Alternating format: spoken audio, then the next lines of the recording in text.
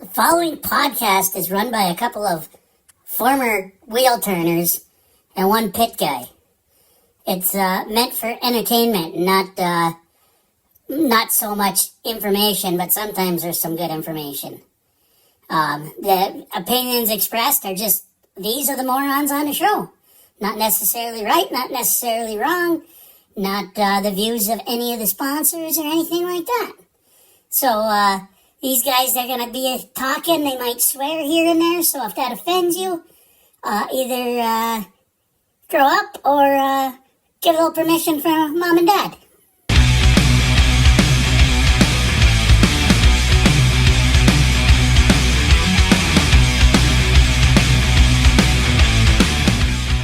All right, race fans, Ryan Aho here. We got Coach Kraus with us and the one and only Bert Lehman. Episode number 218. Guys, did you ever think in a million years that we would actually delay doing the show to watch the end of a girls' basketball game? Women's basketball game. Women's basketball game. Fair enough. All right. Women's. I got to be honest, that the Caitlin Clark deal's for real. My thing is this, right? You look at her demeanor, right? You look at the way she carries herself. She's more of a man than Hudson O'Neal, right? I think she could actually be just fine in Rocket One, not be scared, go crying back home. She's probably a little tougher, thick-skinned than him. What do you think? You pussies. See, you guys are Hudson O'Neal apologists here. All right. Kraus is just shaking his head. I got to be honest, watching her play the game and the way she carries herself, I mean, if there's a definition of an alpha female, that's it right there. I mean, she is in a zone. But so if you're a fan, right, you're going, this is a freaking racing show. Why are we talking girls basketball? Because I like sports, right? And I don't know about you two, but I appreciate greatness, right? And that's what you're kind of witnessing there. So in a million years, right, if I would have said, hey, we delayed the showing, right? We delayed doing the showing to watch women's basketball. Would you have called bullshit on that 6 months ago? Well, 100%, Ryan. We had a board meeting tonight, and we were at the basement of a local bar, and there was grown men that I would never see sitting at a bar watching Iowa and LSU. So she's super fun to watch. Her basketball IQ is absolutely ridiculous. She's just, like you said, it's greatness. It's fun watching the greats. You love, Tiger Woods and Michael Jordan. You want to see them in these events, and you want to see the greats in these events. So she's just super fun to watch, and her competitive level and her basketball IQ is just unbelievable. For sure. So, episode 218, guys, brought to you by Impact Health Sharing. So if you're in the market, right, if you pay for your own health insurance, or if you have employees, you cover theirs. If you farm, you truck, you're self-employed. I mean, a lot of people are employees and maybe they don't get health insurance. You got to get your own somewhere. Maybe you lost your job and Cobra is an option. This is better. Hit me up. I've been able to save people a ton of money. And I'm talking, I've saved a lot of people like $1,000 a month for families. Much lower deductibles. You can go to any doctor. Reach out to me, 218-969-1380. That's Impact Health Sharing. That's the product I have. I can get you a quick quote. I can get you the information you need to see if we can keep some money in your pocket. Instead of giving it to them pesky health insurance people, you can do fun stuff with it, like buy race car parts and race car tickets and cool kid stuff like that. So we're going to start with this before we jump into the top moments, right? Just for our buddy Brad. I know he's a big asphalt guy, right? He's probably already cringing, right, after listening to us talk about women's basketball. So we might as well jump right into NASCAR. Kind of a boring race yesterday for the most part. Gets to the end of the race, a little bit of drama there. I know both of you guys watched the end of the NASCAR race, correct, over at Richmond? A little bit of drama. Between old Bubba Wallace, Kyle Larson. They have a little history going there. And then drama on the final restart of the green-white checkered. What was your guys' take on the end of the NASCAR race? Well, I mean, it was going to be interesting to see if Joey Logano was going to catch Martin Truex before the end of the race. But then, Bubba Wallace and Kyle Larson had a little incident. Bubba kind of spun out Kyle but the funny thing is,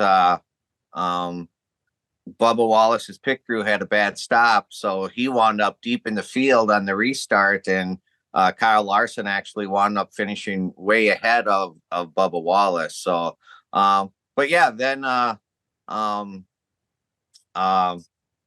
Truex Jr. just kind of lost his mind there at the end, and he was hitting everybody. Well, he's leading. It kind of looked like he had it won, right? I mean, coming to the white, they go yellow. They had to because you got to go green, white, checkered because there was 2 to go when the incident happened. If that don't happen, he wins. I mean, the race is over. He wins that race. Yellow comes out. He doesn't have the best pit stop. Hamlin gets out ahead of him. They're side by side. And Kraus, you've been racing for a long time, right? They got start zones there. Your thoughts on, did Hamlin jump the start? Was it kind of just a rolling deal? Would you have docked, and what would you have done? Was the right call made? I don't think the right call was made. I think he 100% jumped that start. Now NASCAR is different. You know, most tracks in WISSOTA, you get near the cone or you get near the pylon. Sometimes it's hard to tell. You know, we got an advantage at Viking Speedway. The flagman's, he's in a different state when we're at the cone coming out of 3. You know what I mean? So it's hard to see. You know, the corner guys usually don't call that. But I thought he took off her. They have a zone. There's 2 lines. You start in between this zone, and he didn't do it. I thought it was 100% a jump. I also thought Martin Truex was sleeping. I thought he should have been ready for that. I didn't think he had a real good start, and then he got used up. And of course, Martin Truex was mad. He led the whole race, was basically coming to the checkered, and Bubba punts Kyle intentionally. That was 100% intentional. And then, the stuff after the race is what it is. But Kyle Larson wanted nothing to do with the Bubba Wallace stuff. Did you notice that? They want nothing to do with talking about Bubba Wallace after where he's half his size, right? He's half his size. So he didn't even talk. He talked about the Truex deal in his interview. So yeah, it's up. Of course, Truex is upset. I mean, you race for half a day in a NASCAR race, and you're coming down and you don't get the win. Of course, you're going to be mad. So it was all good, hard racing, and Hamlin had the fresher tires. I thought he was going to win the race, and then all of a sudden his car hit a wall. Maybe Bubba Wallace did that intentionally to get that yellow for Denny. You know what I mean? Who knows what goes on with this stuff, but it hurt Bubba. But at the end of the day, Denny's the boss. For sure. Kyle Larson, he's not going to pick a fight with anybody, right? That'd be like Tyler Cater being mad at Don Ishins and going over and saying, "Come on, Ishins, let's go." I mean, he's like, Ishins would pick him up and beat him over something with it. He's just half his size. So probably smart for Kyle Larson to not get physically involved with anything like that. And not only that, in the world that we live in, you got to remember Kyle Larson was also got suspended and got in trouble for making some bad remarks in the past. So I don't know if that was on his mind or not, where let's just get this over with and let's just move on. And he actually benefited from it, right? So I mean, he actually came out ahead on that situation. So it is what it is. So that's our NASCAR stuff for the week. Let's jump into our top 5 moments and stories of the week, though, brought to you by our friend Brad Parson Soil and Ag Solutions. So if you're a farmer, right, over in western Minnesota, North and South Dakota, get the right chemicals in your spray packages so you can get better yields, make more money. How do you do that? Call Brad. He's way smarter than me. He understands that stuff. His number, 320-219-3542. And guys, in fact, last week we mentioned surfactants, right? Bubba the Love Sponge had mentioned, they got surfactants in the track, right? And maybe that had something to do with the whole, failing the tire test. Brad's like, why didn't you talk to me about surfactants? If anybody knows anything about it, it's a guy that's in the ag industry, right? And he said there's a lot of tracks out there. So surfactants, and I don't know if you guys understand this or not, but basically they have a chemical reaction it basically allows moisture to get into the surfaces. So it's a pretty interesting deal. Racetracks probably should be getting a hold of them. And he said that there's a lot of stuff out there that can actually allow the track to retain more water. So you guys have seen over the last couple of years, tracks mentioning that they they plant, right? They like do like grass and do that during the off season. Well, the reason they do that is because it does stuff to the soil, and that's what surfactants do as well. They allow water to get into there. So if you're a racetrack promoter and you're looking, how can we get more water in? How can the track retain more water? It's been a dry winter. Maybe give Brad a call. He might have something for you that can help you out.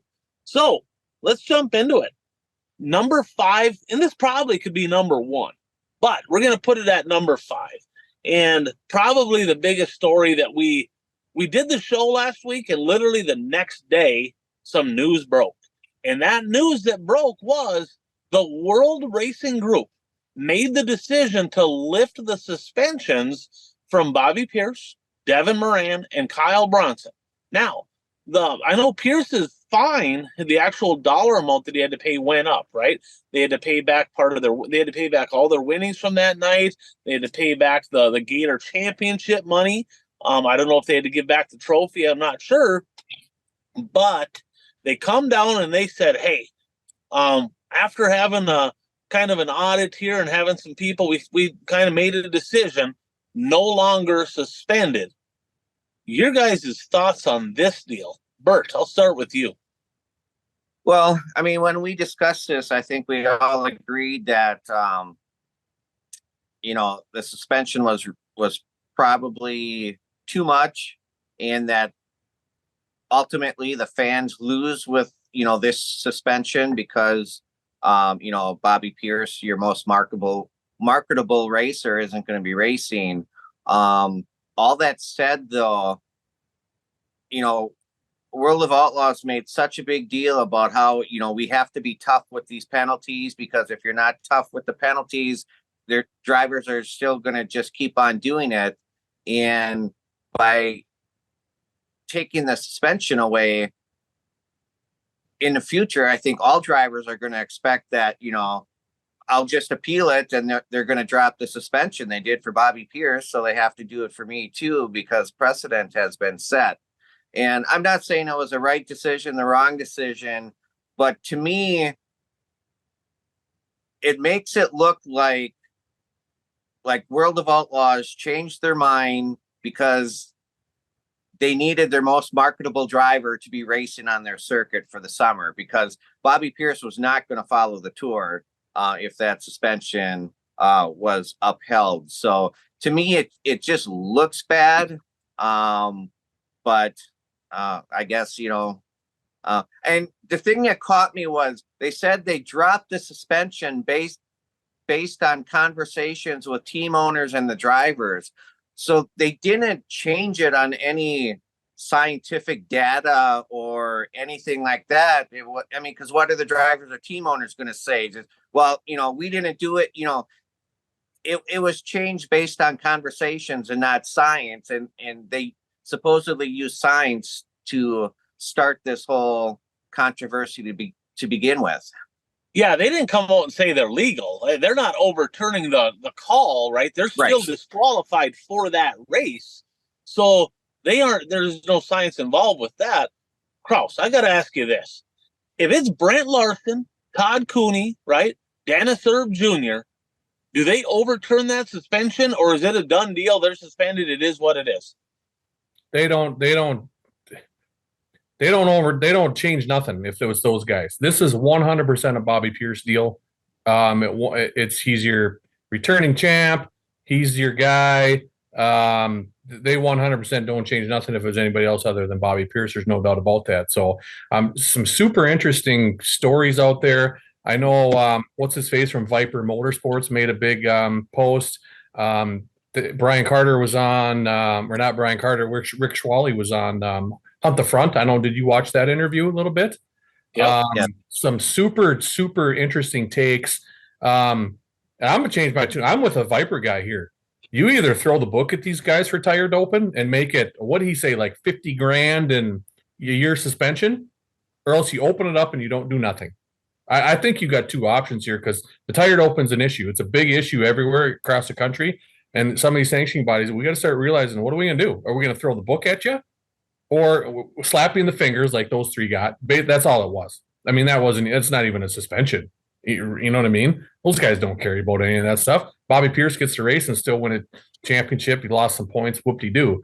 And then, Schwally talked about, and Hunt the Front, they talked about not telling you what is specifically in the tire. I'm still dead set wrong on that.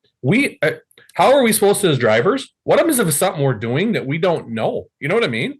What happens if it's something we're doing and we keep getting busted and keep getting busted and it's actually not tire dope? Maybe it's a cleaner. Maybe it's something they say, oh, cleaners don't do this, don't do that. I think you need to break that down and tell them, hey, you're using one of our great sponsors, Daytona One, or you're using Track Claw, or you're using whatever. Here's the chemicals. Here's what you're doing. We need to know that stuff, and the rest of the drivers need to know that stuff too. So this was a slap on the fingers. This is 100% a Bobby Pierce deal. I get it. I don't think it. Looking at this now, tire doping. Let's either throw the book at you, or let's open it up and do whatever you want to these tires. Well, 100%. And we have a fan question. I mean, we could roll right into the fan question that's kind of off of this subject, or we could leave that for the fan questions. We can kind of do whichever way. But, here's the deal. So I have some sources inside the dirt late model world. Obviously, we've been around racing our whole entire life. We know some people, right? And I confirmed this with a couple different people, and I did reach out to World Racing Group. I emailed Brian Carter. I did not get a response, okay? My sources are telling me Bobby Pierce got caught last year. Bobby Pierce got caught last year, according to my sources, was slapped on the wrist, said, we're going to fine you for the night. We're not going to take your points. We're not going to make it public. Don't do this shit again. And the next time this happens, there's going to be big trouble. Now, I could not get confirmation from World Racing Group, but that is from within the dirt late model community. That came from a couple different people within that. So I don't know if that happened. I don't know if it didn't, but I do know this. I have talked to other drivers as well within the World of Outlaws and the Lucas Oil Series, right? And they said, look, this has been going on for a long time. There has absolutely been people caught. The drivers didn't mention any names. They said, but there has been people caught. It's been swept under the rug. Nobody did anything about it. Why the hell wouldn't you do it then, right? So Kraus, you're right on the money, okay? And it's Sean Martin, I think, with Viper Motorsports. You either completely throw the book at them, right? You either do that, or you just say, look, we're going to make it legal. And guys, I'm gonna roll right into the fan question because there's no reason to kind of break this up. So the fan question we got on this one, bear with me for a second, was essentially, I want to make sure I get credit to the right person here. All right, the fan question here came from Ron, okay, and he had a good question. He says, "You guys are pretty freaking hard on old Billy Engelstead from Wissota when he does questionable stuff as a tech official in Wissota. You guys get on him. Sometimes I agree with you, sometimes I don't. Okay, but." He goes, you call a spade, I respect that. He goes, apparently Wissota is not the only sanctioning body out there with tech issues. Bert's mentioned some stuff that's happened with IMCA. Obviously, we see World of Outlaws with their politics they got going on here. His question is this: should rules that aren't enforced just be gotten rid of completely, right? He goes, this whole deal with Pierce, and he says, I'm a Pierce fan, he said, and there's kind of a long deal. He goes, I'm a Pierce fan. I like some of these drivers. I got nothing against them. I don't know if they were cheating. I don't know if they, whatever. He goes, but apparently they got caught and they got suspended. They take the suspension away. This is bullshit, right? You can't be doing this. He goes, there's a couple different questions. And the first one is, if there is rules in place and they're not enforcing them, and when they do catch something, they're not doing anything about it, should they just completely rewrite the rule book and eliminate those rules to just get rid of the headache for everybody? Well, I mean, in an ideal world, yes, but I guess there's a reason why the rules were there in the first place. But yeah, I mean, if you have a rule and you're not going to enforce it, just get rid of the rule. I mean, why have the rule if you're not going to enforce it? So his next question that parlayed off of this was, He goes, what other rules specifically in WISSOTA racing, right? What other rules exist that in your mind that have been going on forever, right? That literally they don't barely ever tech, and when they do, they just don't do nothing about it. What are some of those things? And we'll start with the tires. Let's face it, we know that ever since racing has happened, there has been people doing stuff to tires, plain and simple. It's been happening for as long as we've been around. Longer, probably. Okay. Now, the fact is, the tech guys, the tech committees, they're not usually smart enough to kind of be on top of it. Guys, in that interview, Rick Schwally said, correct me if I'm wrong, didn't he say that Lucas Oil budgeted $50,000 a year to send in tires? Okay. Now, that's I did the math. That's accurate. If you're sending in 3 to 5 samples a week based on the kind of the numbers that I heard, and you look at how many shows, that's a very realistic deal if they're sending them in every week. I don't know if they are or if they're not. WISSOTA don't have the money to do that. Most racetracks don't have the money to do that. I mean, you go to these club run racetracks, you look at the Red Cedar Speedway in Menominee, they were kind of struggling financially a little bit. You look at Grand Rapids, Hibbing, I know that there's been times when the Viking Speedway has been kind of a little struggling financially. You guys, I think, are doing better now, but money's not plentiful there. There's no freaking way a racetrack is going to be like, hey, we're gonna send tire samples in every single week. You couldn't do it. Your track would go broke. Physically impossible to do, right? WISSOTA's not going to do it. We know the financial situation they got themselves in last year. They're not going to do it. I doubt IMCA or any of them are going to do it. So if we know that, and if we know that, hey, they're not going to do it, especially the beginning of the year, right? You know, you're looking at these weekly races, the first couple months, racetracks are tight on money in April, right? They're tight on money in May. They ain't going to be freaking tire sampling people. It ain't going to happen, right? Just get rid of the rule. Why not just allow them to do whatever they want to tires, right? And some people say, oh man, it takes hours and hours and hours to do this. Yes, there's some products out there that do. There's also some products out there that it literally takes like 2 minutes, right? Daytona 1, right? They got several different products for tires. It takes like less than 5 minutes to prep a tire, right? Less than 5 minutes. So time's not of a deal. I'm just going to ask you on the record right now, should all these sanctioning bodies, should they make tire doping just plain and simple, just make it legal, call it a day? Well, to save a headache with everybody, Ryan, yes. I mean, WISSOTA right now is they leave it up to the drivers. Okay. So if I want to, if I want to go after Trevor Sauer this week at this weekend at Viking Speedway, myself, Jeff Krause has to turn in the money and we have to take tire samples. Okay. And we've had a couple tire protests in the past. Blake Jetfig got his tested at Viking. We did do a random one a few years ago at a modified race where the track put up the money. But like you said, you can't really do that. So now you leave it into the driver's hands. A lot of the drivers don't want to do that because they know they're going to get it back the next week. And then you get into Ryan, you've been there. I've been tore down. You've been tore down. Well, we're going to tear you down. We're going to tear this down. Well, then nothing happens.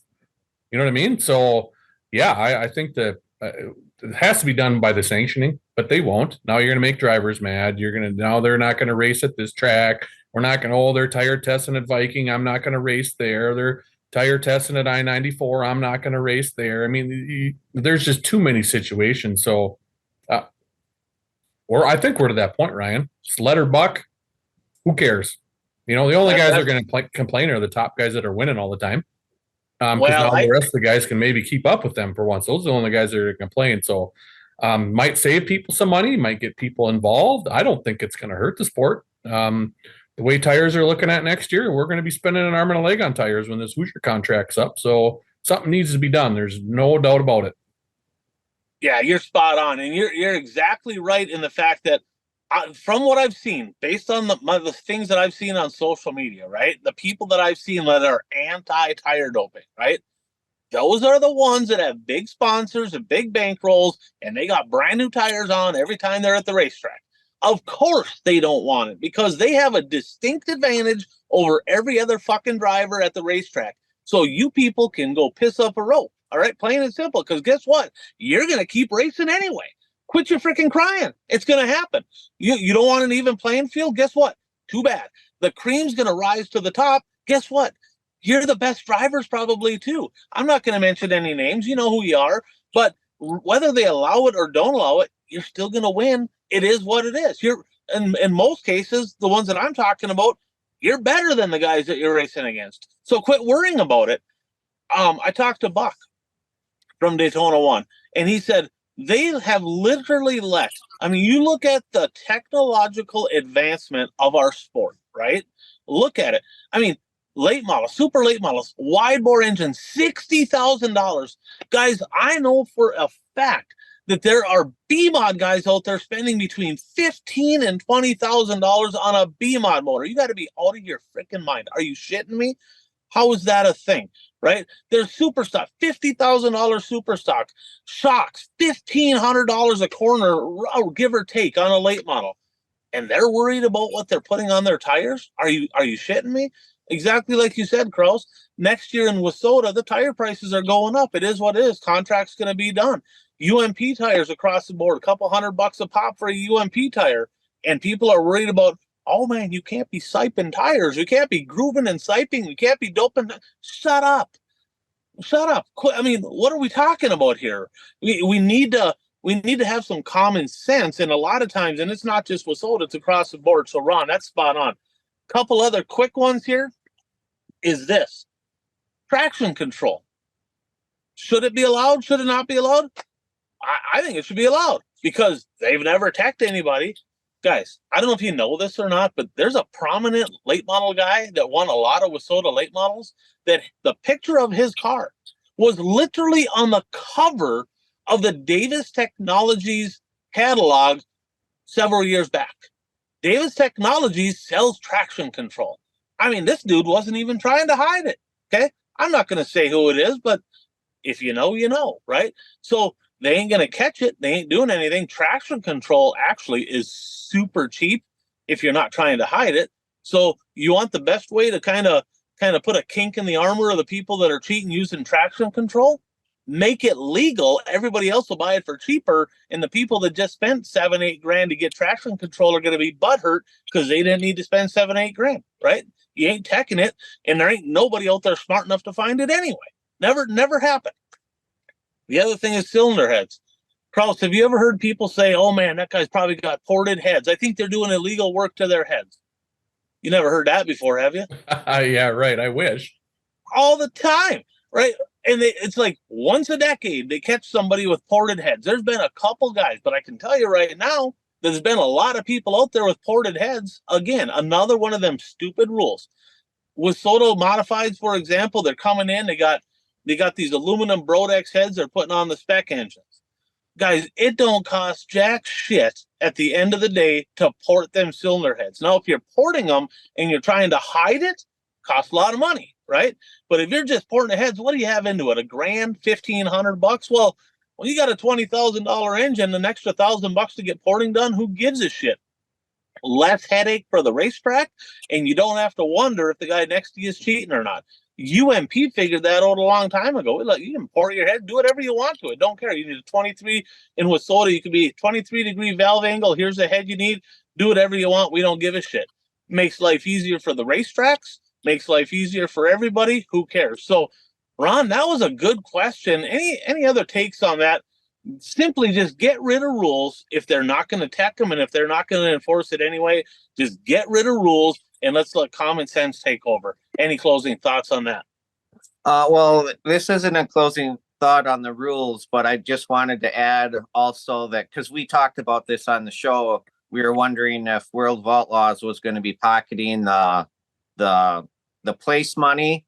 World of Outlaws did say that that money will be divvied up between the drivers that should have been in those spots. So at least they're not pocketing the money, and the drivers are getting the money in their pocket. Yeah, which selfishly I think that sucks because I lost a couple points in our pick'ems because of that. So, but yeah, that's the right thing to do for sure. So thanks for that, Bert. All right, so that's down the rabbit hole on teching. That was obviously that could have been very easily number one in the books, but we wanted to start there because that was the hottest topic. Number 4 is Scott Bloomquist inching closer to his first win since September of 2020. Well, he had a pretty good run this last weekend. He finished 5th in the feature, and so I mean, after being off as long as he has been, he's got to be happy with that to start with. 3rd in qualifying, won his heat race, 5th in the feature. The voodoo child, I tell you what, him being in the conversation would be good for racing. Kraus, what do you think of old Scott Bloomquist getting a top 5 finish? Can you see him finding victory lane? Oh yeah. Well, first off, Bert, I'm going to answer the question since you beat around the bush again, Bert. You won't say it? Come on. Yes. Scott Bloomquist, he looked good. He looked really good. Looked a little rusty at times, keeping the car. And I know he's been complaining about the tires. He doesn't have that was a change for everybody. And you remember, I was at East Bay last year, the year before, and no one could figure out the tires. So it's going to take him some time. He looked good. He looked fast. He looked competitive. He's old and rickety and broke down. There's no doubt about it. He's gonna have to take care of himself. But I thought he looked good. And it was a pretty stout field. So I thought he looked good. He's obviously got a lot of laps there and some wins. But I'm gonna say yes. He's on the verge of getting back to victory lane. How many laps was that feature? Wasn't it 53? I think. Okay. I think all the Ray Cook deal, the what is it, the Schaefer Spring Nationals, I think all their features are 53 laps because he was number 53, I think.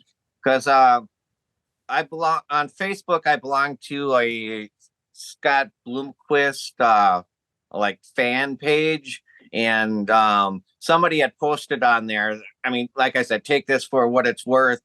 But they said that, some of these people kind of know what's going on with him, and they said that he got a little fatigued later in the race. But like I said, being off as long as he has, that's understandable.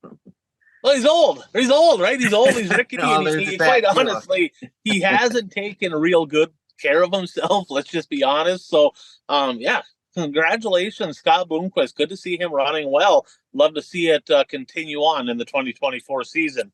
Number 3, history made in the World of Outlaw Sprint Car Series. Bert, 9 for 9. What's your thoughts? 10 for 10. 9 for 9. 10 for 10. I looked it up. Can you name the 10? Because I can name the 9. Oh, no, I can't name the 10 or the 9. I think it's 9 for 9. Okay, we kind of had that debate.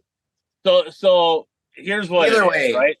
Either way, it's pretty amazing that every race so far this season there's been a different winner. No repeat winners. And this last week, though, that race was kind of grueling to watch because it was just caution after caution after caution. Yeah, we're going to talk about that when we get there. But here's kind of what I have, unless I'm missing one. I very well could be. But at Volusia, it was Brad Sweet, David Gravel, Sunshine Tyler Courtney, Sheldon Hoddenchild, and Donnie Schatz. That's your first 5 winners. Brent Marks and Hot Sauce Giovanni Selzy won at Cotton Bowl.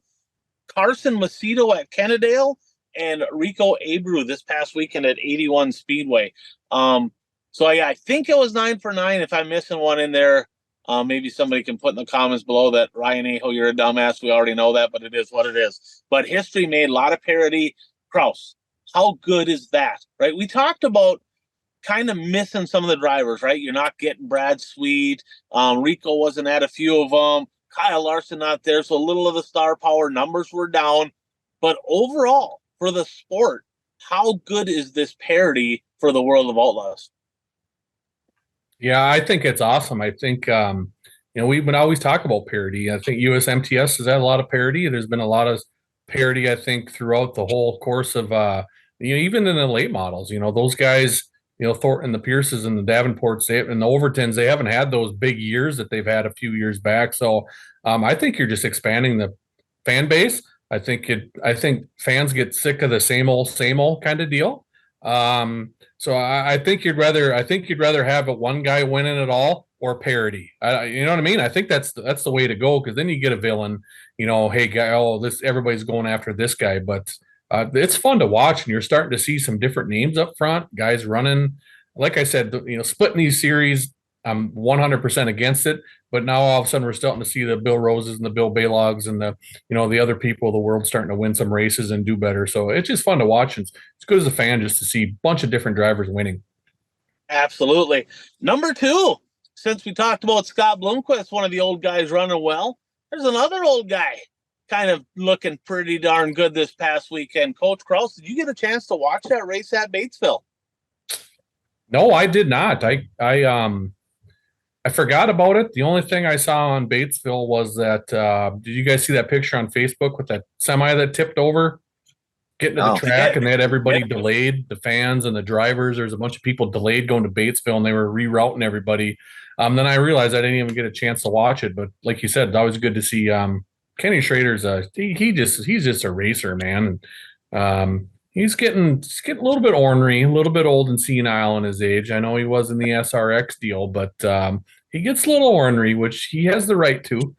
There's no doubt about that. But just good to see him have a good run and keep going anywhere. He's all around the country racing. It's always good to see his name. Yeah, 25th to 2nd, right? Jeff Taylor won both nights of the IMCA Modifieds down there at Batesville, but 25th to 2nd. Now, I think when I think racers, right, and it's no disrespect to some of the young guns, because I enjoy watching some of them talented racers, but I mean, when you think of old school, real diehard race guy, this guy, is one of the first guys that comes to mind. He's one of them last true diehard racers. And so far in 2024, he's got 4 wins in 3 different genres, right? UMP mod, IMCA mod, and I think it was an IMCA stock car. 4 wins. Here's the question for you guys.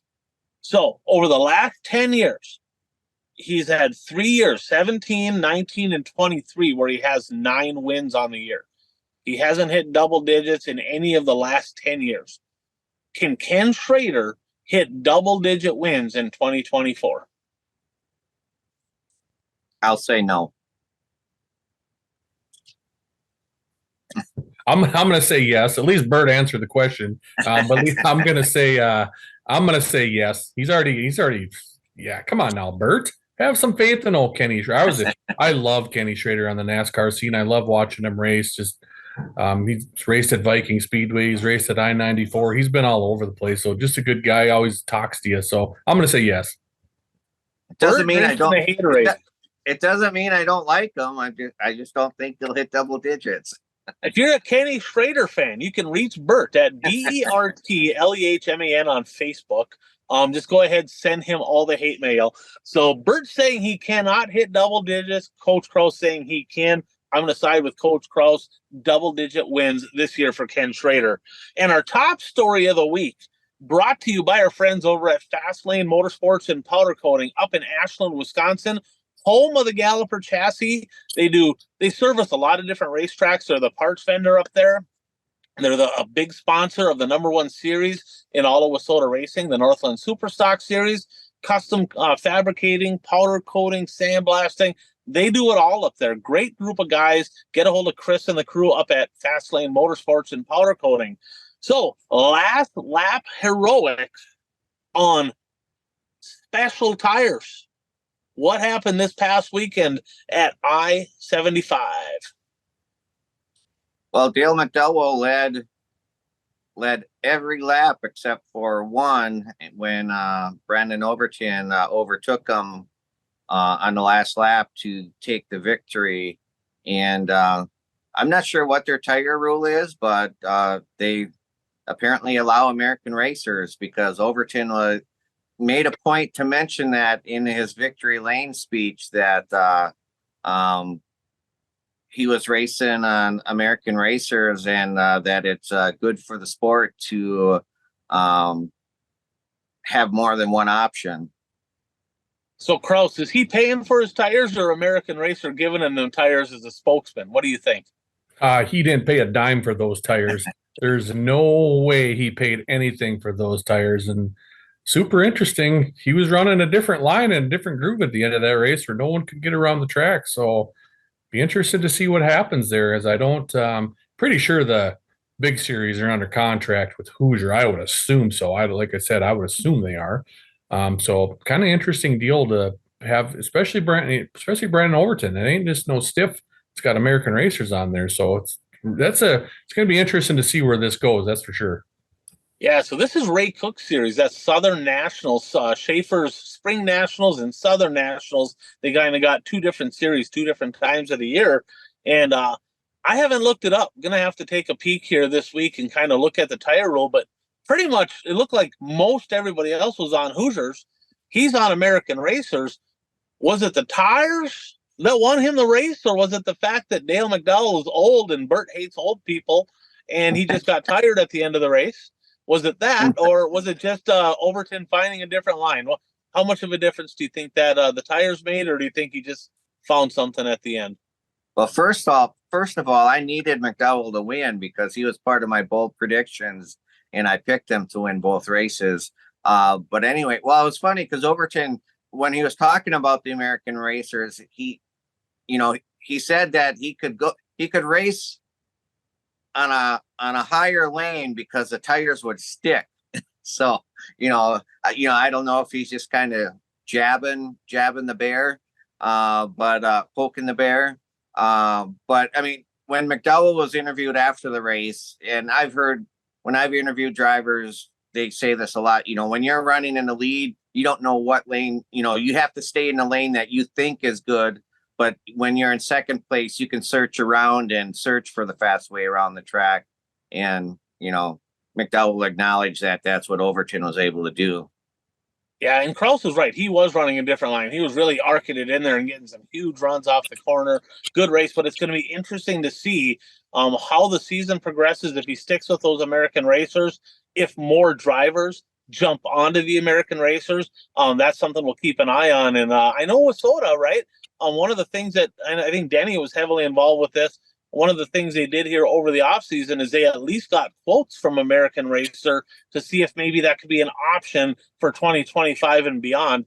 I don't know where that's going or what's all going on there, but they at least got a quote, and it's evident that they have late model tires and they're competitive. So American Racers on Overton's car getting a win. So our closing thoughts. Oh, go ahead, Bert. Well, and the thing about the win was Overton started outside the top 5, and there was only one caution in that race. So, he ran McDowell down. I mean, there was some lap traffic that, played a factor also. But, he was a fairly decent distance behind McDowell, and he caught him and won. So it was. Yeah. He was way back. It looked to me like he was almost a half a straightaway back with like 6-7 laps to go. And he really picked up a lot of ground. He closed in. Maybe McDowell was in conserve mode. I mean, when you got a big lead, maybe he's getting the signals, load her down. Hard to say, but kind of an interesting one. We'll keep track. So, closing thoughts from this past week's event brought to you by one of our favorite chassis builders of the Northland, Coach Kraus. Yeah, Turbine Chassis and Flat Out Performance. Make sure if you super stocks, modifieds, into pretty much anything these days, Midwest mods, they can build you pretty much anything. Get a hold of Jeff Flatten over in Hancock, Minnesota with Flat Out Performance and Turbine Chassis, and get ready for the Howl Modified. It's been confirmed. They put the new Howl front clip on a modified. Shout out to them for doing that. Like I said, they gave a presentation at the WSOTA meetings, and I thought it was awesome. A lot of people thought it was great. Options. It's a money saver. It saves the chassis builder some time. So shout out to Jeff Flatten over at with Turbine Chassis and Flat Out Performance for taking this by the bull by the horn and getting this Howl front clip on these modified. So hopefully they're going to have it on the track in May, and there's going to be some tweaking. There's no doubt about it. So like you said. Get a hold of Flat Out Performance and Turbine Chassis for all your chassis needs. Yes, sir. Thanks a lot, guys, for that. And so I'm gonna mention the race, and maybe I'll even say kind of the who won them or whatever, and you guys can say if there's anything that we haven't covered that comes to mind. So they had the Nipples 50, as old good Jeff would call it, the Nippy 50 at Maquoketa, Iowa. They had IMCA mods and they had late models. Late models were won by Bobby Pierce and the 20 RT of Ricky Thornton Jr. So this event, you watch both nights, Bert. What stuck out to you from Maquoketa? Well, Bobby Pierce and RTJ get the accolades, but driver who really performed well was Ryan Gustin. Finished second both nights. So, strong runs by him in a new team this year. So things are starting to click there. Anything else interesting, Bert, stick out to you from Ryan Gustin, other than the fact that he got a pair of seconds? Bert, you're killing me, Smalls. So in Victory Lane on night number 2, they said, boy, this Longhorn's looking good. He goes, nothing Longhorn about it. This is a Wells race car. Oh, I didn't listen to the Victory Lane speech. Okay. I messaged him and I said, that's not a Longhorn. He goes, no, Wells is building their own cars now. I don't know what Overton has. I thought for sure that was still a Longhorn, but Wells Motorsport's been a Longhorn dealer for a long time. They're building their own hot rods down there. Not sure. Maybe it's a copy of something. They all are, right? But interesting to find out. Ryan Gustin in a true Wells car, not in a Longhorn. Coach Kraus. Yeah, who knows on that deal? But my big takeaway from that was Ben Shelton and Dustin Jarrett chewing the rest of the late models out for not showing up. They were super upset about the car count. This is what everybody wanted. This is what you guys want. You wanted this money. You wanted this race here. I mean, they spent half the time on full racing, chewing out the drivers who are not showing up. Well, first off, it was a $200 entry fee on Friday and a $300 entry fee on Saturday. It was $500 just to enter both nights. So, and plus you're not getting your toll money or whatever it is. So that was my big takeaway. Those guys just gave them the business. I'm like, well, there's 50 events going on this weekend and cars are, the Owens and those guys, they're not going to travel from where they're at when there's a series down there. They're not coming up here. Davenport and all those guys take off if Lucas is not racing. And you had your local guys. I mean, shout out to Sammy Mars for going down there to race. It's cool to see him down there, but that was Brent my Larson, big takeaway. Brent These Larson two were was just there. What's that? Brent Larson was there too. Right. Yes. And they should be. The locals should be if you got a super late model. So that was my big takeaway was Dustin Jarrett and Ben Shelton just giving the business to the rest of the late model guys for not showing up. Do we got to give them a donkey award for that? That was kind of tasteless. 100%. That's a big time donkey award. Well, and the thing too, I mean, well, obviously by the name of the event itself, you knew that, the weather in Iowa in late March isn't always great. So, like Coach said, the Southern drivers are not going to drive up to Iowa in late March to race. You have to get those regional racers. Plus, like you guys said, Sam Mars, Cole Charneski from Eastern Wisconsin was there racing a late model. We've talked about him on the show because he was running the UMP modified down in Florida earlier this year. So it's good to see him. I think that was only like his second or third time in a late model. So it was good to see him out there. Absolutely. And you gotta face it. That's modified country. That's not late model country, right? There's not a lot of super late models in that whole area. Minnesota, Wisconsin, North Dakota, South Dakota, Iowa. I mean, there's not a lot around there. I am kind of surprised that some of the Nebraska guys maybe didn't come up, right? There's a few guys that I figured maybe would have, but overall, I thought the races were still pretty darn entertaining. And quite honestly, I mean, would a lot more cars have made for a worse show, right? Because the track was pretty good. It was pretty sporty. You could move around. Would it have locked down? Would it have been rubbered up? Is more cars always better? They still had a full field. There was still good racing, in my opinion. The best racing of the night, and this is for our buddy Man Bun Dan on our sister station there, the Dirt Podcast. Kraus is co-host on there. Huge IMCA mod fan. Just kidding. Super butthurt that we're picking the IMCA modifieds, and I got to be honest, the best race of the whole weekend, night number 1, IMCA modified feature, where Spencer Dirks actually had a side-by-side battle with Jacob Hobside for I don't know, it was like the last 10 laps, lap car got in the way on the closing lap, but that was probably the most entertaining race of the whole weekend up there. So, Man Bun Dan, you got to give some love to the IMCA mods. And the weather, it did downpour literally right after the races on night one. It was chilly up there and windy. On a scale of 1 to 10, just how nippy were the trophy girls at the nippy 50? Because they were not wearing much. They had to be absolutely frozen standing there. So kind of a surprise. We don't see trophy girls very often, but there was trophy girls. He kind of did it all. So let's jump on to the next one. We talked about who won, right? Rico Abreu. Anything else stick out to you? 81 Speedway hosted the World of Outlaw Sprint Cars this past weekend, other than 9 for 9, 10 for 10, maybe what Bert said, right? But all different winners regardless. Anything else stick out from the World of Outlaw Sprint Cars? Well, I have to ask you, because when the race was going on, you sent out a text that said that's all on the flagman. Were you referring to the Macedo incident? The Macedo and Hot Sauce Giovanni Scelzi incident? Yes. So do you want to touch on what happened there? Do you want me to give my what do you want? What do you want to do there? Well, I mean, basically, they were going to take the green on a restart, and a car came to a stop in corner 3 as the front cars were taking the green. And so they took the green. They actually took the green. There was no caution, but then Hot Sauce, he kind of got squeezed between somebody on the inside of him that kind of bounced him out into Macedo, and then Hot Sauce went for a vicious roll. Well, they were going yellow. That wasn't going to be a start. Well, right. They were going to go yellow, but they took the green before they threw a yellow. And they never should have went green, right? Because if they're watching, there's a car stalled, right, in turn 3, kind of on the back straightaway in turn 3.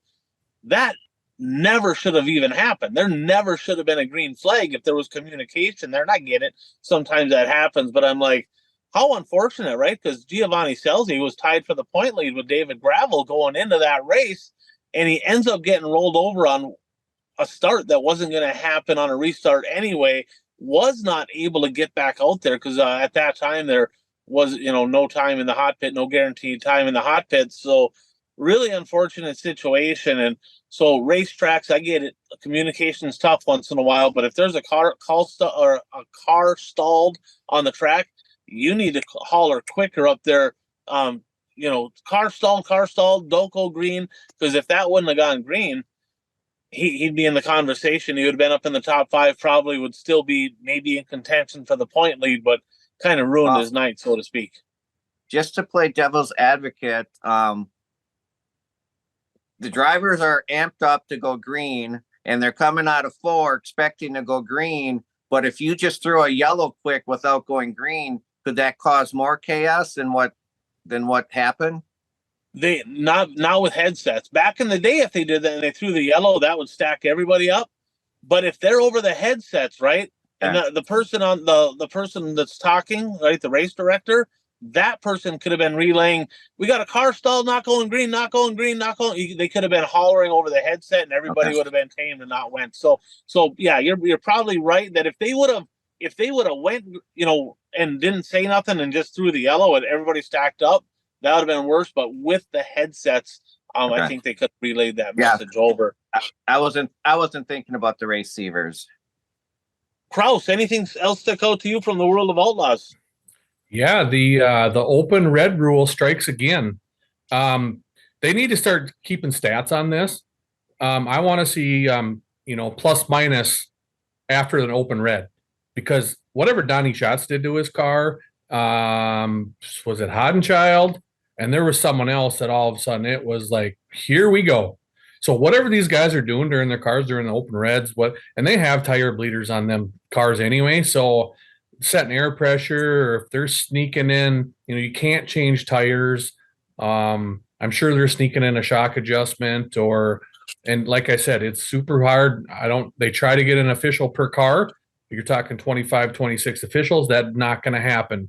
I think 2 races in a row now, Ryan, this open red has completely changed the outcome of a race. I have 0 issues with it. I get with the sprint cars. It's more of a fuel deal. But these guys that are making adjustments on these open reds are really making up some time and making up some ground. I think the announcers announced that under an open red, they can do any changes they want except for changing tires. And then they said that the reason that they do that is because, like you stated, they don't have enough officials to put an official at every car, because that's what would be needed to monitor everything if they weren't allowed to make shock adjustments and that sort of thing. Man, I tell you what, when I was back racing, I had Changa there in the pits for me. Open reds with about 5 to go would have been fantastic, because I could have relayed, hey, change this, change that. We could have made some adjustments, and I guess that's an advantage. If you got a good team, you got a knowledgeable driver, that's an advantage. But you're right, that does change the whole outcome of things for sure. Tough night. We talked a little bit about Bill Baylog last week, looking really good. He broke on the parade lap. Sounds like he broke a motor on the parade lap. So tough break for Bill Baylog. So the points right now. Gravel leading, Donnie Schatz in second, Hot Sauce fell to third, Schuhart fourth, and Macedo fifth. So old Donnie Schatz kind of creeping his way back up there into the lead. And as a Wissota guy, right? He ran Wissota, former champion. He'll always be he'll be our guy in the world of outlaw sprint cars. So be cool to see him climb up to that top spot. Southern Nationals, we talked a little bit about I-75 and Tazewell. I-75, we talked about Overton winning. McDowell won at Tazewell. We talked about Bloomquist, talked about the tires. Anything else stick out to you at either one of those 2 races? No, not for me.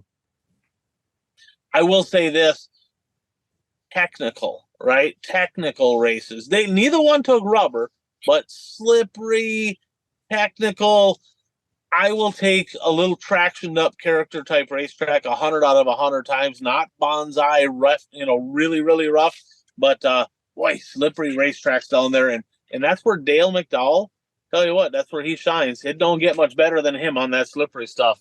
So let's jump into some fan questions here, brought to you by Hard Charger Performance Specialties. Nick Hoff out in Sydney, Montana, good friend of mine, been building engines for over 20 years. Does a whole lot more now. Only dyno guy within like a 500-mile radius of Sydney. He builds engines for street stocks, modified, supers, late models, whatever you need. He can build them all. Does a good job. I personally won races with his stuff.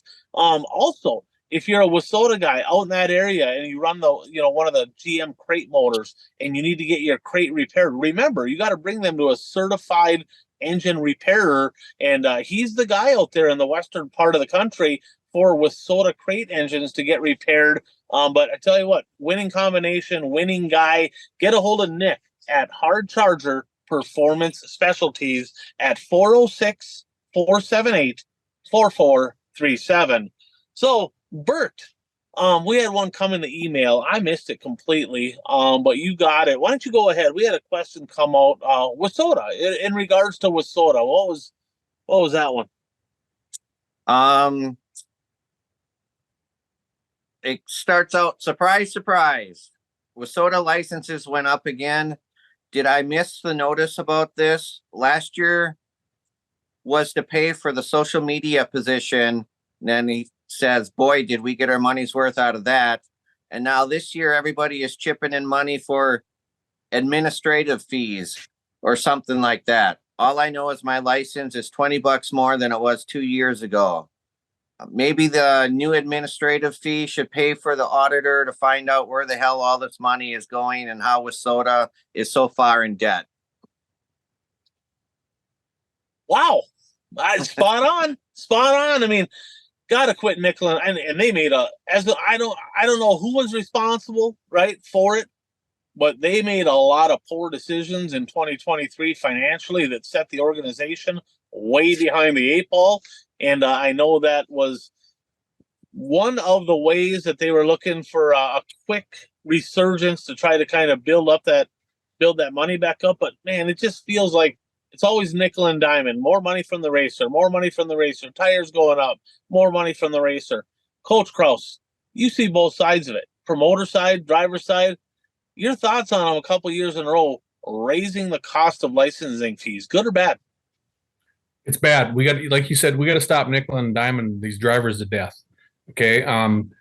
Especially at all levels. I mean, tires, the 9%, so they're $20, and that stuff adds up in a big hurry, and stuff keeps going up. So yes, that's tough. Okay. First off, let's get rid of the past. Let's move forward. All right. That's where we're at right now. We got to move forward with WISSOTA.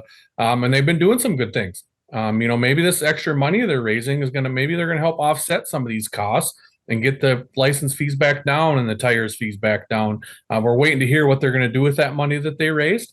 But you're right, Ryan. You have to stop nickel and diming these drivers to death. Car counts keep going, or overall car counts keep going down everywhere. Why? Okay. Why is that reason? That's the thing you got to look at. So you have to stop. You got to stop doing that.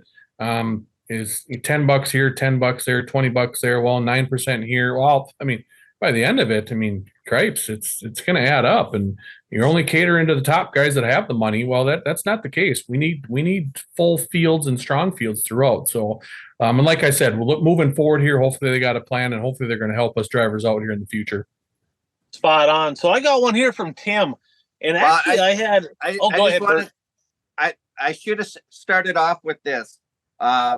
The subject line for this email for the question was more nickels, more dimes. So correct. Yes. So I got one here from Tim, and quite honestly, I had a handful of people here over the last week reach out to me on this. So not too far away, right? We got the big deal, the 100,001 to win modified deal at Mississippi Thunder Speedway, put on by XR. And kind of the thought process behind this was they called it ONA Modifieds, essentially one nation under modified, I think is what it is, to where they're bringing all the modified rules. And in theory, the idea was we're going to take a little from here, give a little to here, and we're going to have a little bit of a rules package in place that makes it to where everybody can run together on the same field. Now, I'll say this.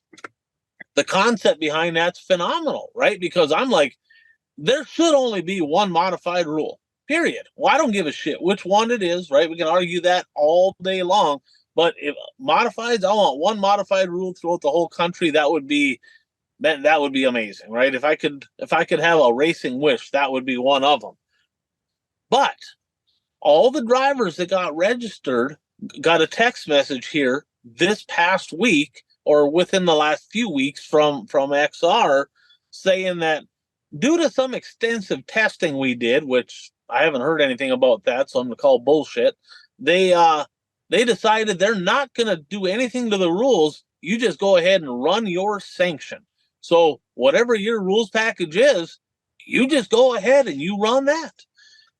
Tim goes on to say, if I'm an IMCA guy, I am literally telling Barry to go screw himself, because not only are they not changing the rules, but they're not, the $500 entry fee is non-refundable. You can go ahead and find a driver to take your spot, but you can't get your money back.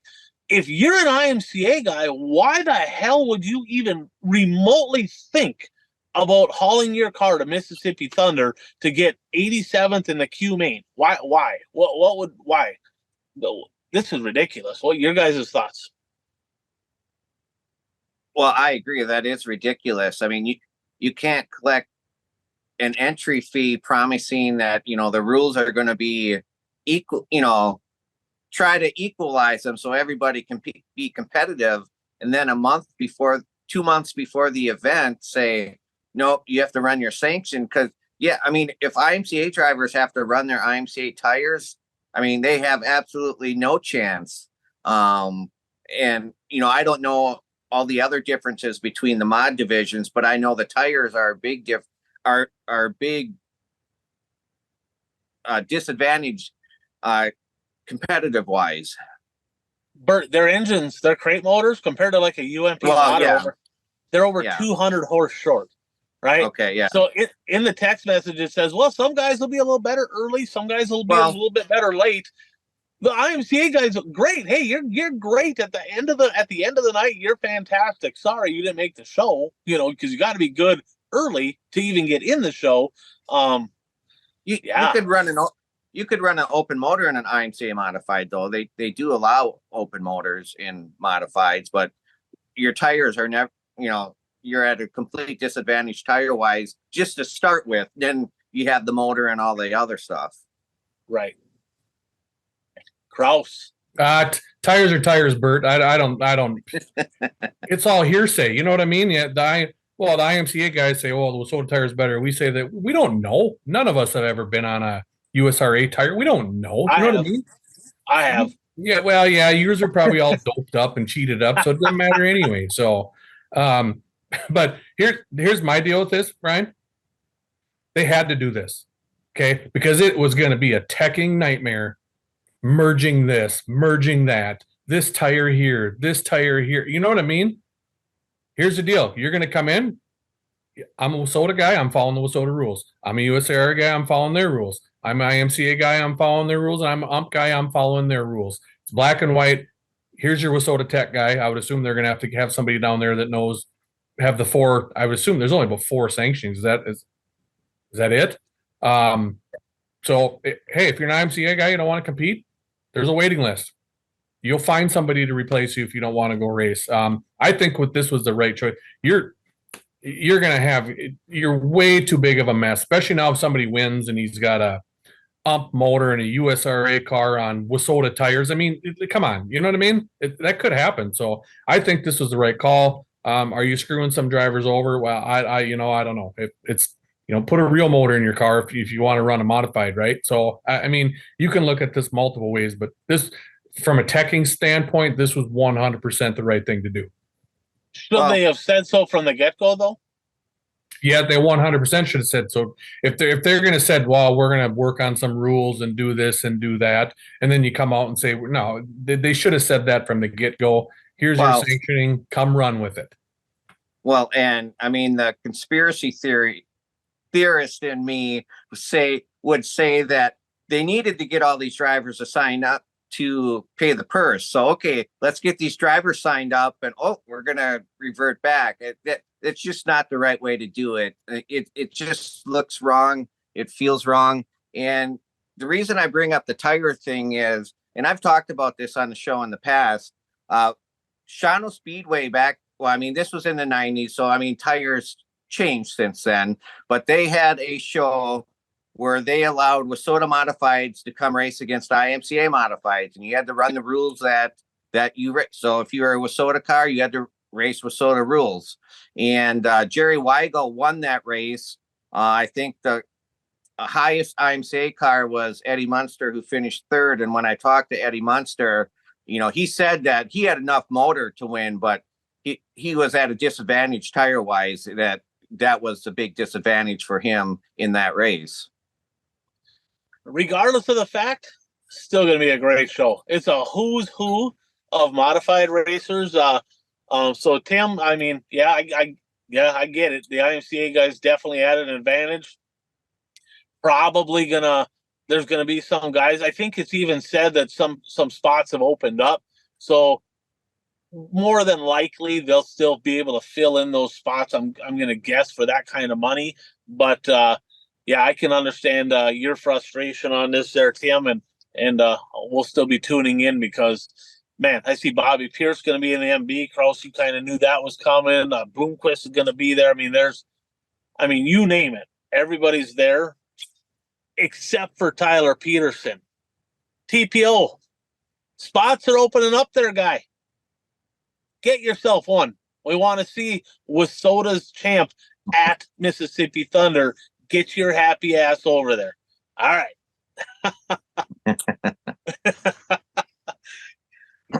Kraus making some hand motions in the back for those of you listeners. That's why me and Bert are laughing at him. All right, 2024 Pick'ems here, brought to you by the editor of our show, Coach Kraus. Elevate-visual.com video productions. Make sure you need any video work done, any drone work done.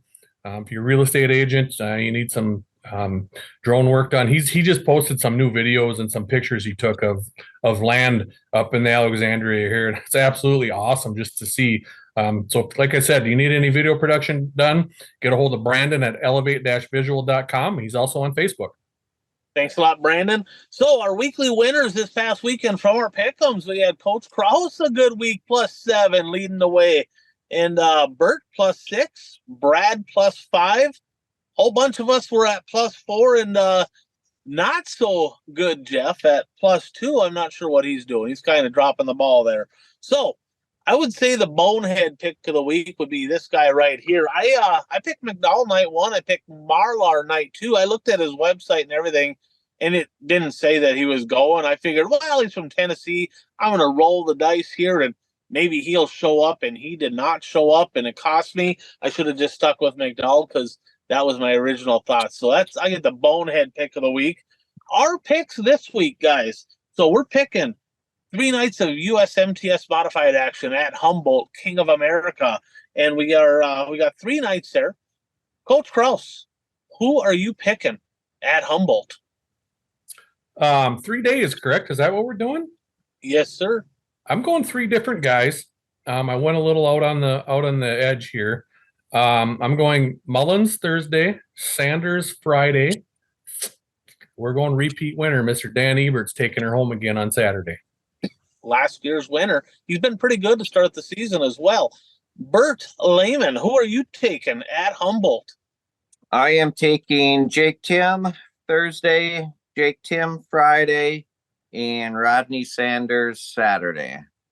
I am going to stick with Minnesota's own Jake Tim all 3 nights. I'm just going to kind of do because every time I do it differently, I get them all mixed up in a different order, kind of looking to see if that's going to happen at Kraus, where he may pick all the winners on the wrong nights. So I'm sticking with Jake Tim because then I can cheer for him all weekend as well.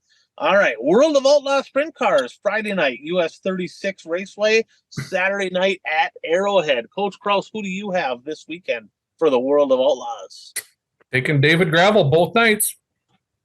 Bert? Friday night, I am also taking David Gravel, but Saturday, I am taking Donnie Schatz. Donnie Schatz, he's been good. He's been surging, and he has just as many wins as everybody else in the series this year. I am with Coach Kraus on this. I am picking David Gravel to double up this weekend. Bulls Gap, Volunteer Speedway, XR Super Series event, Friday night, Saturday night. Who do you got, Coach Kraus? The Newport Nightmare, Jimmy Owens, both nights. He's winning Friday and he's winning Saturday. Home sweet home for the O Show. Bert Lehman. Friday night, I am taking Brandon Overton. Saturday night, I am taking Mike Marlar. And I did look at his schedule, and it is on there.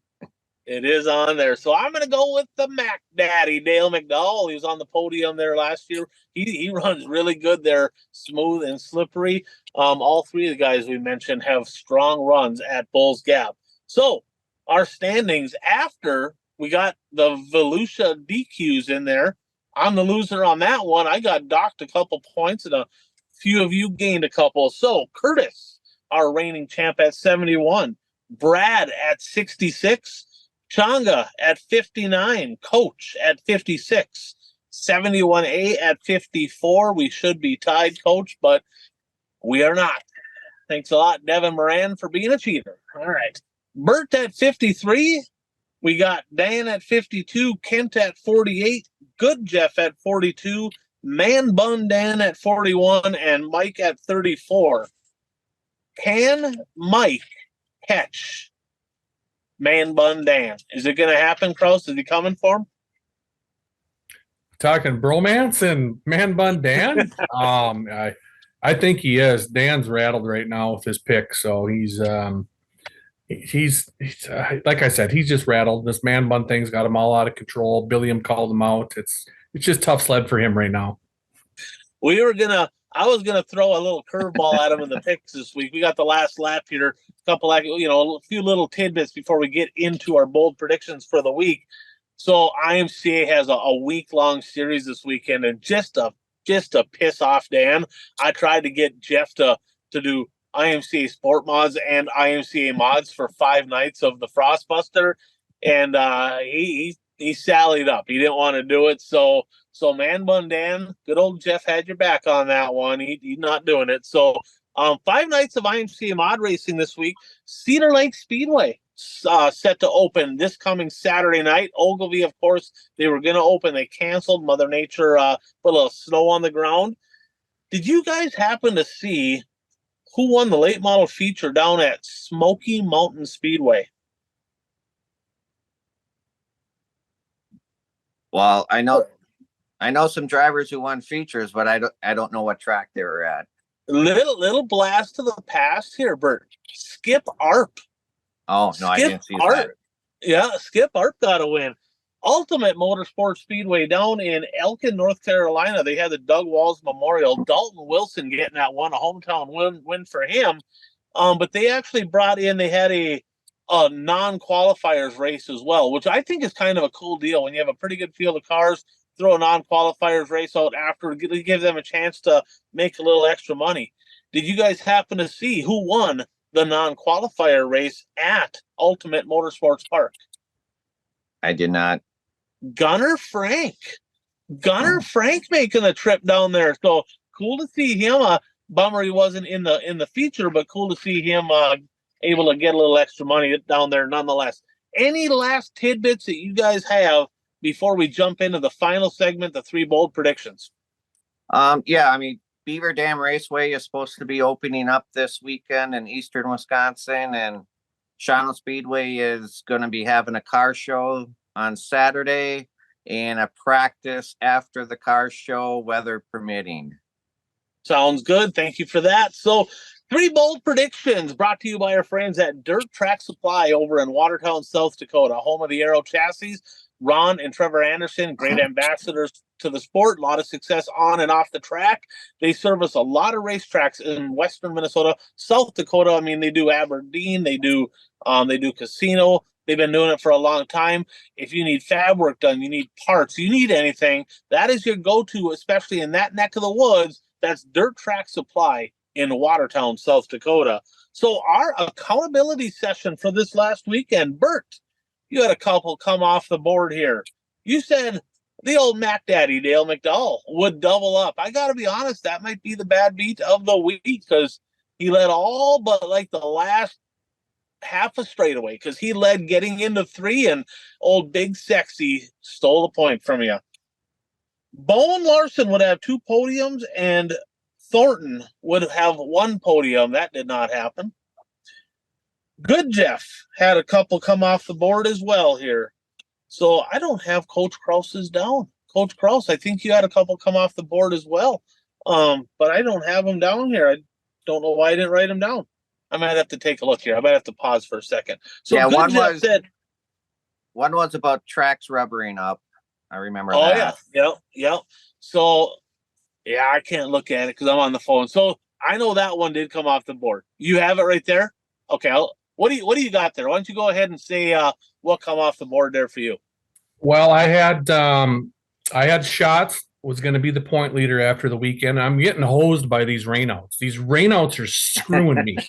Okay, because guess where Giovanni Selzi is right now sitting? Oh, he's sitting in 3rd, which I would have said would have happened 2 nights ago. Okay, and then Shots. Well, who knows? He could be the point leader if it wasn't for those rainouts. So that's the one I had to come off the board. I had I-75 or Tazewell would rubber up. They did not. I thought we were going to have a candidate at Tazewell there for a second, but that place was weird. They were moving all over the place. I think maybe towards the end, 1 and 2 was getting there, but 3 and 4, they were everywhere. And then I did. I came away with a victory because I took Bert's. I said Dale McDowell was going to have a win and a podium. So I did get one correct there with my bold prediction. Yeah, you took the easy way out on that one. Yeah, we'll call that a little tap in right there. That he was just sitting there planted in the crease, got the rebound, empty net tap in there for Coach Krause. All right. So I had a couple come off the board. I said Pierce, Gravel, and Marlar would each win one this weekend. Well, Marlar didn't even race, right? One of them rained out. So Pierce did get a win, but I got that one wrong. I said that Bobby Pierce and Tad Simpson would have a better average finish than RTJ and Sheppy. Simpson kind of cost me on that one. He was on the struggle bus, so that did not happen.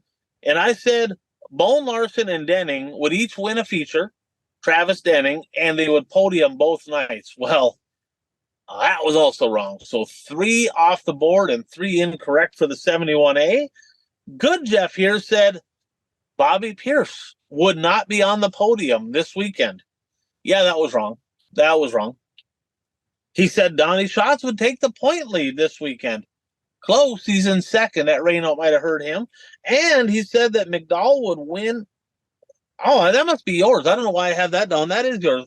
I don't know why I have 2 Jeffs there. So that McDowell win and podium this weekend, that is yours. That is not his. Okay, so you got that. So Kenny here said that shots between Schatz, Gravel, and Schuhart, 2 of the 3 would be on the podium at 81 Speedway. And that did happen. That's a hit right there. And that actually, between me dropping the ball and getting 3 incorrect and Kenny getting that one correct and getting them on the board, that put the peanut gallery back on top. They are in the lead right now on the percentage. So good job, Kenny, on that. 28.5% correct for the peanut gallery. I slipped down to second. Everybody else kind of right there in third, kind of behind me. Bert, you're still leading the way. You got 8 correct. Coach Krause, you're at 7. So you jumped ahead of me there. Me and Good Jeff at 6. The peanut gallery has 4 correct. So Bert's still leading the way with the correct guesses. And the peanut gallery now, the fans, leading the way in percentages. So let's take 3 laps around the track. I got mine. I got Kenny's. I got Good Jeff's. We got Coach Krause. We got Bert. And we're going to make 3 bold, sometimes not so bold predictions, racing related. So, Bert, let's start with you. Your first prediction. All right, I'm going to be a Debbie Downer to start our predictions. And I'm going to say that racing in eastern Wisconsin will have to wait another week. Beaver Dam will not get their show in because there are some areas of eastern Wisconsin predicted to get a foot of snow tomorrow. So Bert, right? We established this, Krause. We established this in this show. He hates old people, right? And now he hates racing in general because he's saying it's gonna. All right, Bert, we got you. Hate mail goes to Bert. All right. Oh, yeah, he hates Kenny Schrader. All right. So it's gonna snow out. No racing in eastern Wisconsin this weekend. Coach Krause. We're gonna go. David Gravel's sweeping the weekend. He's super close to being super dominant. So, but it has to be multiple shows. Okay, if they rain out, which is something they probably will, he's got to sweep. So if we only get 1 show in, I don't know if I can do this. He's got to sweep everything, qualifying, heat, and feature. So, but I'm going. He's sweeping both features this weekend. I'm gonna help you. I'm gonna attempt to give an assist here. Okay. Do you want it to say that he has to win both, or do you want it to say that he'll win every World of Outlaw A main this weekend? So if there's at least 1 that counts, what do you want it to be? We got to go both. It is what it is. If it rains out, it rains out. I'm not a Debbie Downer. Like, I'm not hoping it's going to rain like Bert over there. We're going, he's winning both.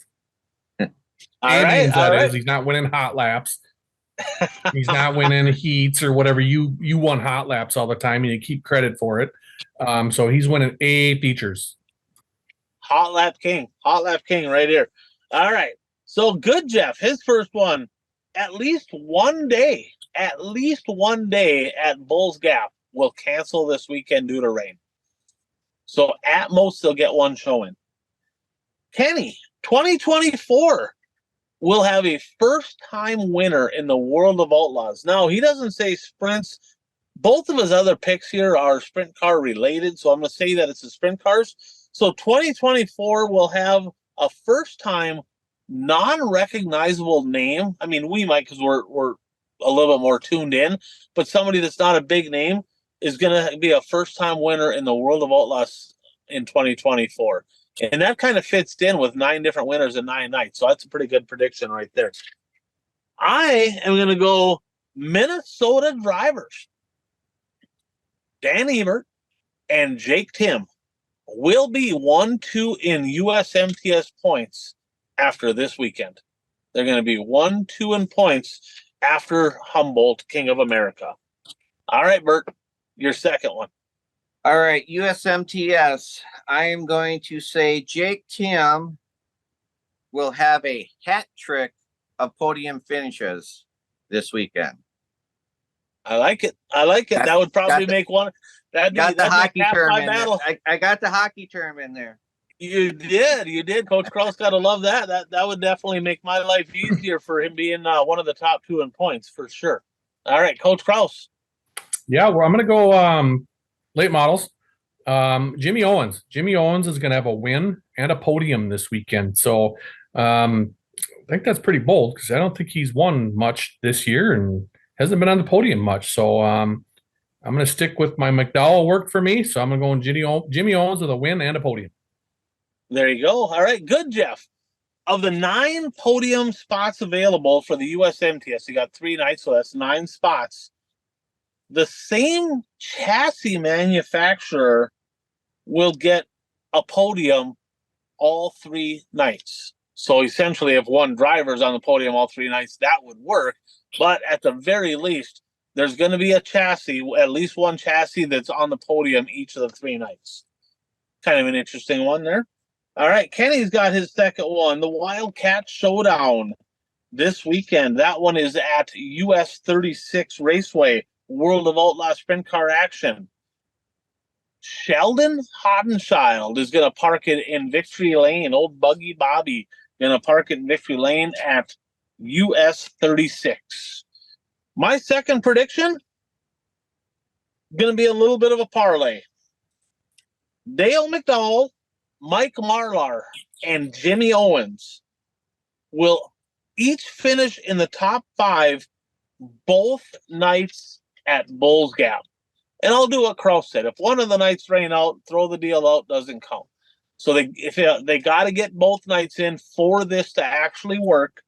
And those 3 drivers will be in the top 5 both nights. Marlar, Owens, and Dale McDowell. Bert, your third and final. Brandon Overton will have at least, he will have 2 podium finishes with 1 victory, with one of them being a victory. Brandon Overton, that's at Bulls Gap? Yes. Okay. All right. Coach Krause? We're going to go,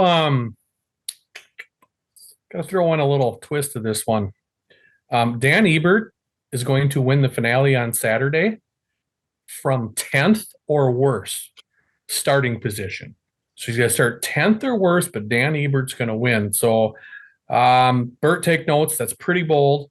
Like I said, I want to have some fun with this one, get the fans involved. And hey, if Ebert's starting outside the top 10, I'm going to be pretty jacked to be watching that. Hopefully he's going to get that win from 10th or worse.